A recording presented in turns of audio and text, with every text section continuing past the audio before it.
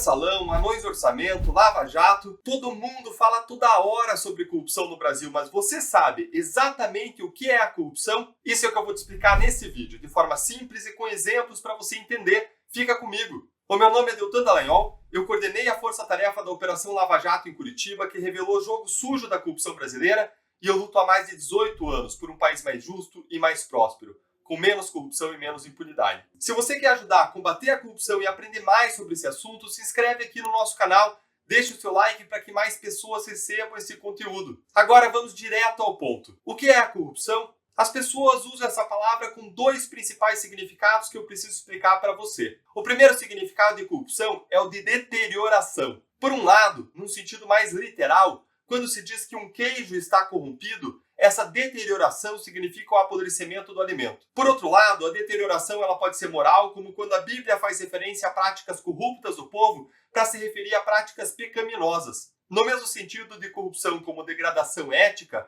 a Bíblia diz que amizades ruins promovem a corrupção dos bons costumes. Vamos agora para o segundo significado de corrupção, que é o que mais nos interessa aqui. Quando as pessoas falam sobre corrupção no contexto do poder público, normalmente a palavra é usada para se referir ao abuso da função pública para obter ganhos privados. Esse conceito relacionado a um comportamento indesejado praticado no exercício da função pública é um conceito bastante difundido, tanto aqui como no exterior. Então, quando a gente fala de corrupção pública ou de corrupção política, de Mensalão e de Lava Jato, nós estamos falando de corrupção como um abuso da função pública para obter ganhos privados. Observe que esse conceito exige um comportamento que tem duas características que precisam estar vinculadas uma com a outra: um abuso da função pública e a finalidade de obter ganho privado. Assim, por exemplo, quando um guarda de trânsito deixa de aplicar uma multa em troca de propina, a gente vê esses dois aspectos ligados. Primeiro, existe um ganho privado, um suborno. Em segundo lugar, há um abuso da função pública pelo guarda,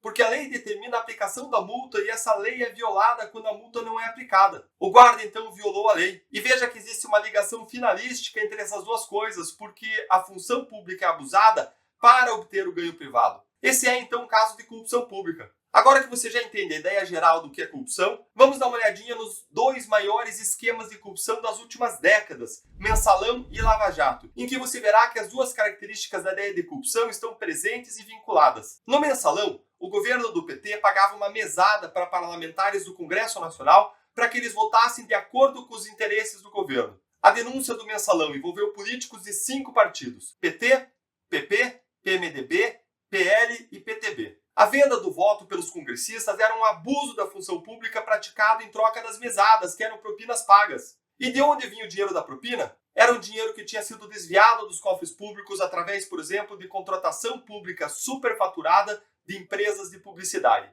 Um laudo da Polícia Federal apontou que esse esquema movimentou mais de 100 milhões de reais. Na Lava Jato, partidos aliados do governo federal, especialmente PT, PP e PMDB, lotearam a Petrobras e também outros órgãos públicos, indicando diretores que estavam incumbidos de arrecadar propinas. Eles pediam dinheiro para as empresas interessadas em ser favorecidas em contratos com o poder público. Grandes empreiteiras pagaram rios de propinas, mais de 6 bilhões de reais, para serem favorecidas apenas dentro da Petrobras. Os contratos superfaturados geraram prejuízos estimados em até 42 bilhões de reais. Havia então um abuso da função pública por políticos e funcionários públicos em troca de ganhos privados. A corrupção pública é muito grave, mas quando praticada por um agente político, por alguém que foi eleito, é ainda mais grave, porque os políticos recebem nas urnas a confiança da sociedade para exercer o poder do Estado em favor da sociedade, do interesse público. O político só recebe poder na exata medida do interesse público que aquele poder deve atender. Quando o político se corrompe,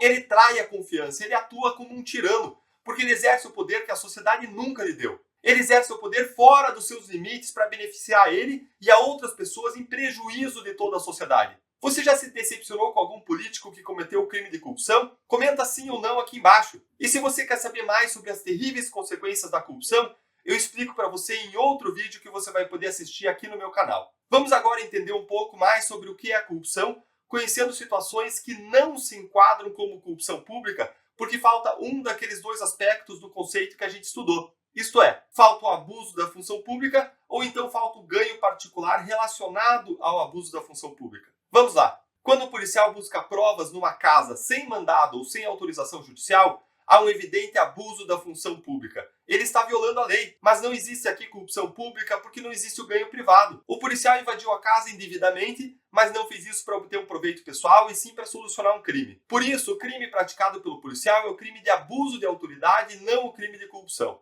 Quando um presidente aceita um vinho caríssimo de um empresário que é fã do presidente e entrega o presente apenas por admiração, existe aí um ganho privado proibido, porque o Código de Ética da Alta Administração Pública proíbe a aceitação de presentes de valor elevado. Embora exista aí um ato ilícito, um ganho privado indevido, não existe corrupção porque o ganho não foi obtido por meio de um outro abuso da função pública. Seria totalmente diferente se o presidente tivesse atuado para favorecer indevidamente aquele empresário ou as suas empresas em contratos públicos federais. Certo, Deltan, eu entendi a ideia de corrupção pública, que é o ponto-chave desse vídeo. Corrupção pública, então, é o abuso da função pública para obter um ganho privado. Eu entendi os exemplos do que é e do que não é corrupção dentro desse conceito e eu conheci um pouco mais dos dois principais escândalos de corrupção da história brasileira. Contudo, volta e meia eu ouço as pessoas falarem de corrupção ativa, de corrupção passiva. Isso quer dizer que existe mais de um tipo de corrupção? A corrupção pública é criminalizada no nosso Código Penal na forma de diferentes crimes. É sempre a lei de um país que estabelece nesse dado país quais comportamentos são proibidos e quais são as suas punições. Cada país pode proibir de modo mais ou menos abrangente diferentes tipos de atos que se enquadram dentro dessa ideia mais geral de corrupção pública que a gente estudou aqui.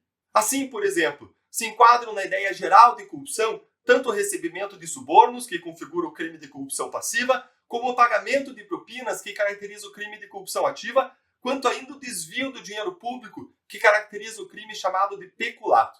Esses e outros crimes de corrupção pública estão lá no nosso Código Penal. Eu explico o que é cada um desses crimes em um outro vídeo que vai aparecer para você aqui na tela. E se você quer se aprofundar no assunto e saber a verdade sobre a corrupção brasileira, sobre as suas raízes, sobre as suas causas, como ela afeta a vida dos brasileiros e por que esse problema não foi resolvido até hoje, conheça o meu curso Entenda a Corrupção, um curso para cidadãos que querem mudança. Confere clicando no link que está na descrição desse vídeo. Você conseguiu aprender exatamente o que é a corrupção? Você se sente mais confiante para conversar com amigos e familiares sobre esse assunto? Me responda aqui nos comentários e vamos interagir. Se você gostou do vídeo, clica no botão de curtir, compartilha com seus amigos que gostam do assunto e se inscreve no nosso canal. Eu te vejo no próximo vídeo e um grande abraço.